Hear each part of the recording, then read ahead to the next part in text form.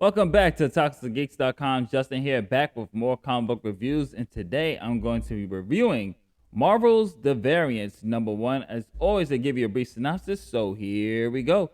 What would it really be like to meet an alternate version of yourself? Another you has made different choices and lived a completely different life as a result. That's the question facing Jessica Jones, as what seemed like a routine investigation instead has her encountering other incarnations of herself from across the multiverse. Can Jessica get along with herself? Will she want to kill her other selves? And will seeing the lives she could have led drive her into a self destructive spiral? This is what happens when you meet with the variants. And this is written by Gail Simone. And this one, I did enjoy issue one.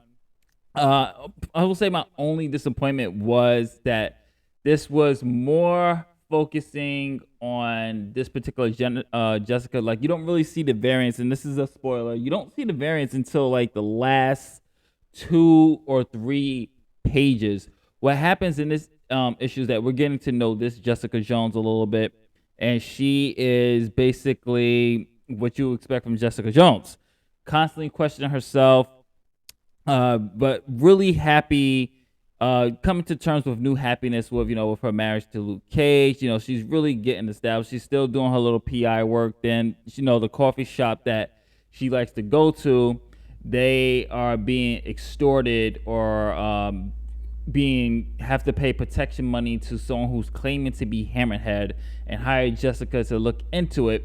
So with that being said, not much went on with this, except this main big plot point, which I really was interested in, was the return of Kilgrave, where Jessica is meeting with a Daredevil's client, Matt Murdock's client, who has been accused or has been found guilty of arson, of killing her entire family by burning the building down. But she claims that she was under the influence of Kilgrave, and Matt offers Jessica, or begs Jessica pretty much, to come and help out, and at least talk to the witness or talk to this person, because she has experiences with Kilgrave. And this is where shit starts to hit the fan, because this is actually going to be the anniversary of when she was taken by Kilgrave. So she's starting to get headaches.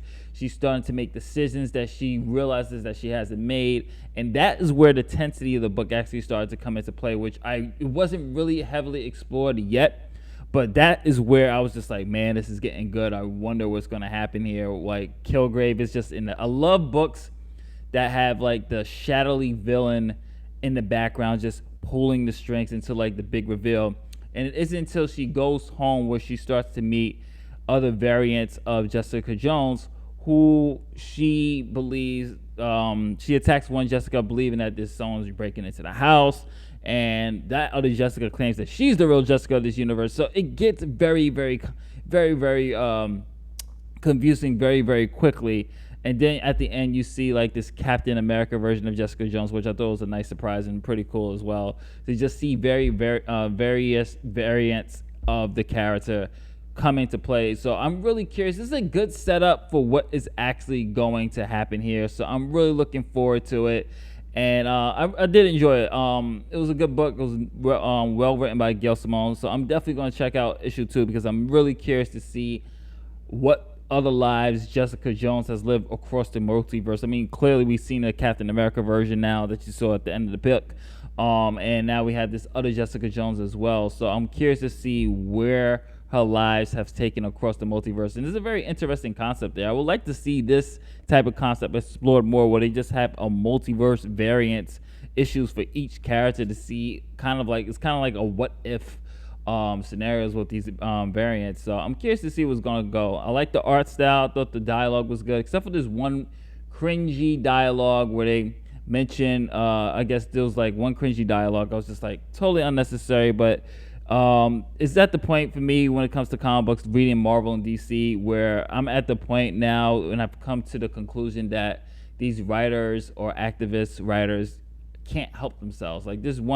this one section in the book where Gail Simone, and she's the writer, so obviously she did write this part, where Jessica, Matt Murdock made a comment when she's going to the court. He's like, please don't wear anything scary, or kind of dress a little bit more court court appropriate. Basically what I was saying. So she leaves a comment as she was going shopping. It's like, oh, I guess I have to do the straight white male's ideal of what an outfit. I'm just like, here we go again. Like, is that the point where they really can't help themselves? And I've come to terms with that when it comes to today's modern comics. They have to mention social justice. They have to mention the ideology.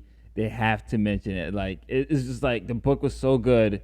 It was going well. I was enjoying it. I was in. But then you have this one line that just takes you out of the experience. And this is, I sound like a broken record here, but this is what is going on. And she says right here, turns out by certain straight white guy standards, my wardrobe is scary. I'll have to do that, Matt. It'll have to do, Matt. And it's just like, you could have just said, according to Matt Murdock's standards, this outfit this outfit is scary, or my wardrobe is scary.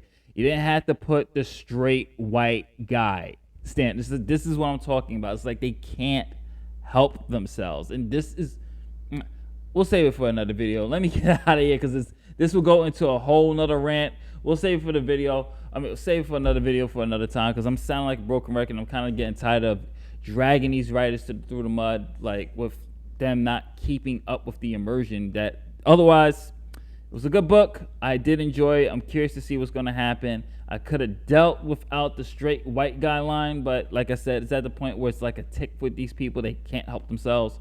So anyway, this is Justin for ToxicGeeks.com. Did you read the variants #1? What did you think? Comment below. Let me know. Don't forget to like, share, subscribe, hit that notification bell to get more. And most importantly, visit oldtacosandgeeks.com for more anime, news, coverage, and much, much more in the entertainment world. I'm out. Peace. Later days.